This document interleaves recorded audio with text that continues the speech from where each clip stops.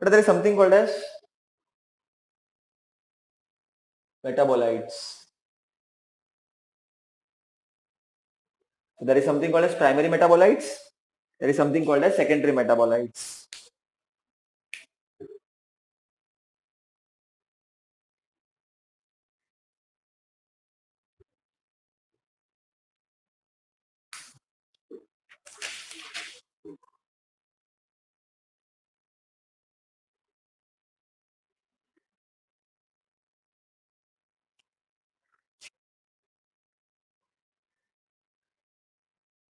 Okay, primary metabolites and secondary metabolites.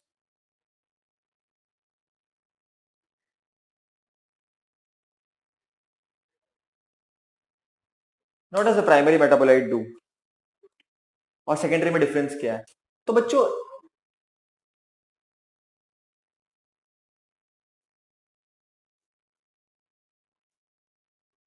Primary metabolite कैसे होते हैं?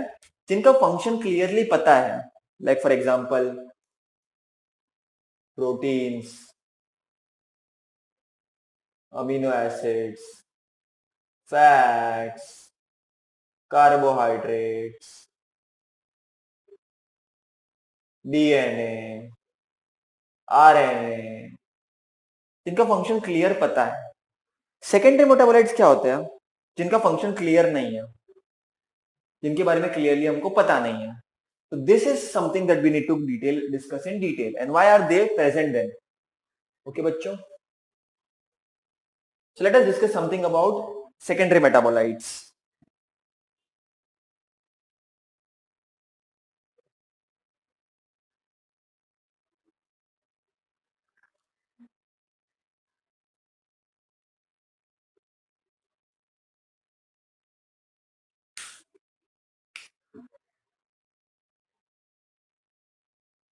बच्चों पहली बात तो इसका फंक्शन क्लियरली पता नहीं है।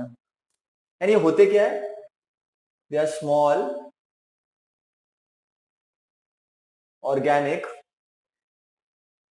molecules. They are small organic molecules produced by organisms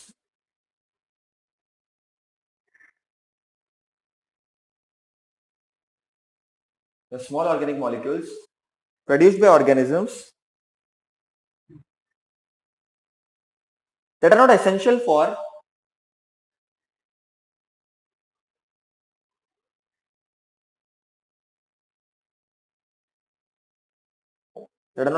for their growth,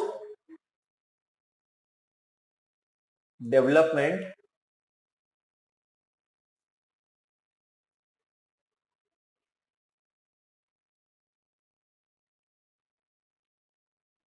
and reproduction.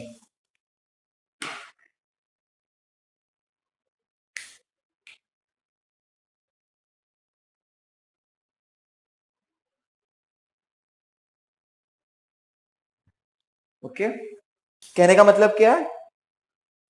ये ऑब्वियसली इसका कोई फंक्शन होगा, लेकिन फंक्शन क्लियरली पता नहीं है, लेकिन जो मेन फंक्शन है उसके लिए इतना इंपॉर्टेंट नहीं है, इसके लिए इसका नाम बोला सेकेंडरी। इसका एग्जांपल क्या है? मेनी बैक्टीरिया,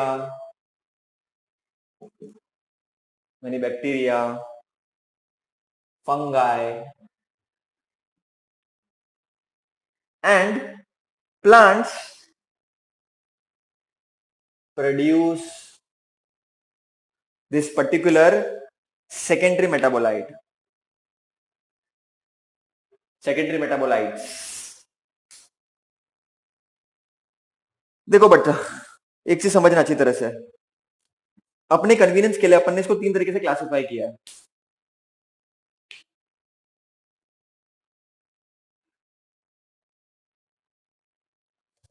एक है टर्पेंस,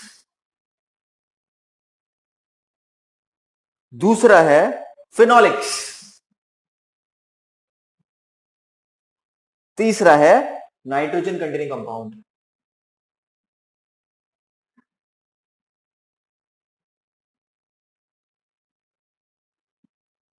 अब टर्फिन्स क्या होता है? बेसिकली टर्फिन्स बच्चों, they are made from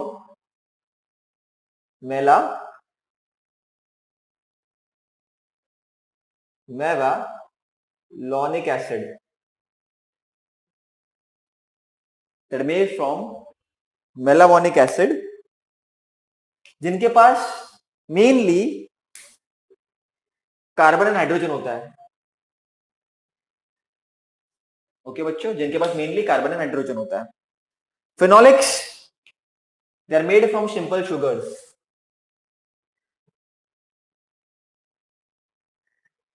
made from simple sugars.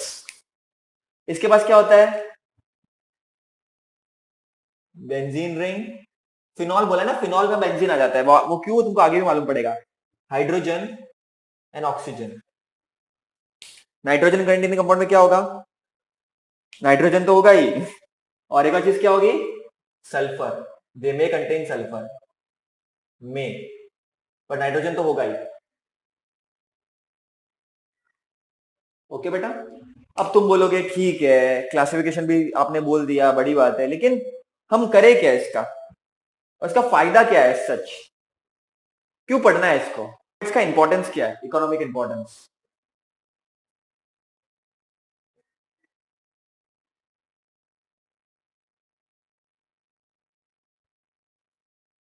तो बच्चों बहुत इंपॉर्टेंस है। आजकल जो कैंसर है, हाई बीपी है, ब्लड प्रेशर है, हाइपरटेंशन है, इन्फ्लेमेशन है, उसमें हम सेकेंडरी मेटाबोलाइट्स यूज करते हैं बेटा। ठीक है, इनसे जो ड्रग्स बनता है, तो ड्रग्स जो बनता है इससे are useful in treatment of all this particular things. Okay, उसके बाद बच्चों मॉर्फिन, सुना होगा तुमने, आजकल बहुत नाम चल रहा है इनका। गांजा गांजा वो नहीं है ये, लेकिन बहुत नाम चल रहा है ना आजकल, निकोटीन, कोकेन, है ना, ये सब चीजें तुमने सुनी होगी बच्चों। ये सब के सब सेकेंडरी मेटाबोलाइट्स ही है। Morphine was the first alkaloid. So basically ये हमको मिला था पापावीर। नाम तो देखो, पापावेर, पापावीर, मैं तो पापावीर बोलता हूँ इसको, मेरे को ऐसे याद रहता था, तुम पापावेर बोल सकते हो। सोमनिफेरम, इंपॉर्टेंट ऑब्जेक्टिव, उससे मॉर्फिन मिला करता था अपने को, and it is used in very important things बच्चों। It is used in, it is used as a pain reliever, and एक और चीज, कफ सप्रेसेंट, कफ को रोकने के लिए, सप्रेस करने के लिए। ओके बेटा, दैट इज वेरी इंपॉर्टेंट। उसके बाद निकोटीन, कोकेन, टर्फिन्स, कैनाबिनॉल, ये सब के सब सेकेंडरी मेटाबोलाइट है बच्चों। ठीक है,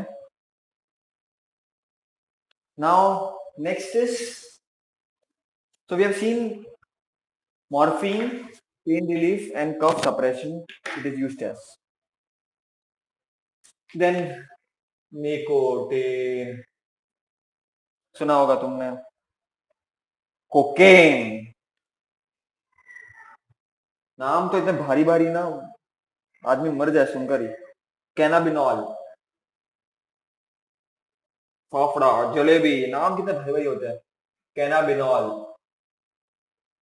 ठीक है बच्चों, ये सब तुमको पता है, ये तो तुम सब लोगों को पता होगा किसके लिए यूज होता है ना, फॉर स्टिमुलेशन, स्टिमुलेट होना, जागरूक, अवेयर होना।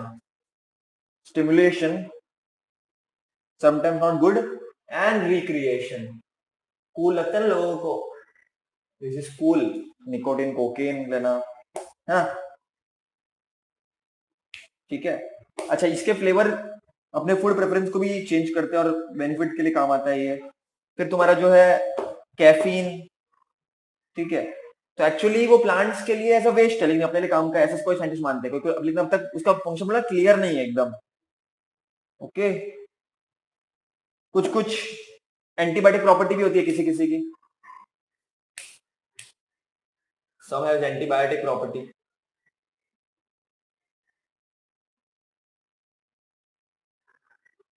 है ना, some has antibiotic property also,